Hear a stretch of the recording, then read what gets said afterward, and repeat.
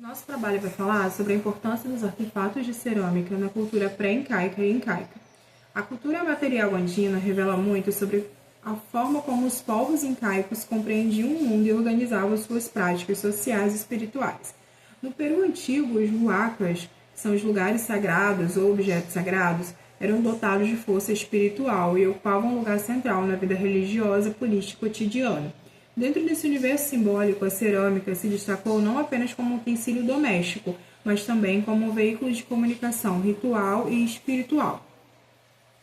Os chamados ruacos, que são esses artefatos de cerâmica produzidos pelas culturas pré-incaicas e incaicas, eram utilizados em diversos contextos. Rituais funerários, rituais de cura, cerimônias religiosas e revelam um entrelaçamento entre arte, espiritualidade e poder.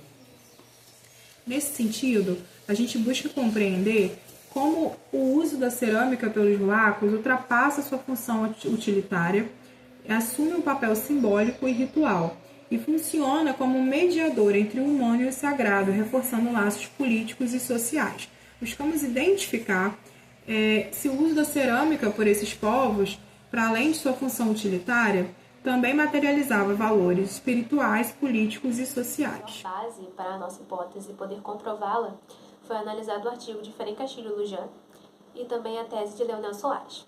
Começando então pelo artigo de Lujan, onde ele trata especificamente do cemitério Ximú de Huaca de la Luna, ele trata em seu artigo principalmente das peças de cerâmica, ele fala muito sobre elas, sobre suas formas, os tipos e suas utensilidades, e com isso foi possível comprovar que para os huacos a cerâmica possui um valor e utilidade além das utilidades comuns do dia a dia, sendo utilizadas também em rituais.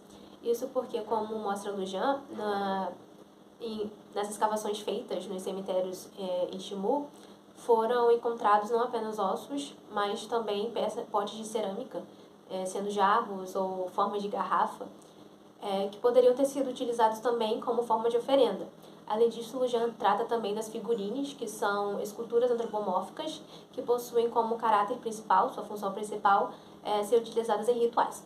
Enquanto na tese de Soares, ele trata sobre os huacos também, sobre como para eles as peças de cerâmica possuíam valor além do valor material, além de falar também que ao entrar nas casas era possível encontrar várias peças de cerâmicas nas estantes nas casas ou espalhadas pela casa em si, em vários cômodos, não tendo apenas como sua utilidade simples, que seria a decoração, mas também como forma de proteção, como proteger contra, enfim. E, além disso, as peças de cerâmicas para os huacos possuíam uma função de ser uma materialização, por assim dizer, entre o mundo dos humanos e também o mundo dos espíritos, o mundo dos mortos. Então, é possível concluir que, para os huacos, a cerâmica possuía utilidade além da utilidade comum do cotidiano. A minha função é trazer evidências concretas que vão sustentar a nossa hipótese de que as cerâmicas pré-incaicas não são apenas relíquias, e sim a prova real de que identidade e espiritualidade se mantêm vivas ainda hoje no Peru. A primeira evidência que nós temos é o devir huaco. A tese de Soares vai nos dizer que a cerâmica deixa de ser apenas uma relíquia, né, e vai se tornar um huaco, que seria um ser dotado de luz, ánima e alma. Esse huaco, ponto crucial é que esse huaco não é um ancestral, ele é a força da ancestralidade se manifestando naquele momento. E um outro ponto é que a forma como o curandeiro vai manusear essa cerâmica vai nos mostrar que ele não está lidando com um objeto, mas sim com um sujeito. E a segunda comprovação é no campo funcional e é a mesa curandeira, que é o altar onde essa cerâmica vai mostrar sua força. Ela é organizada em dois lados, o lado curandeiro, que é o lado de cura, e o lado ganadeiro, que fica à esquerda, e é o lado de força e espiritualidade. Os huacos são posicionados de forma estratégica desse lado. Isso prova o reforço da memória e da identidade, né? Essas cerâmicas não são organizadas ali de qualquer maneira, é de forma estratégica e é um instrumento de poder que legitima o ritual, ligando diretamente o curandeiro, a comunidade e todas as pessoas à cultura Moché e Shimu.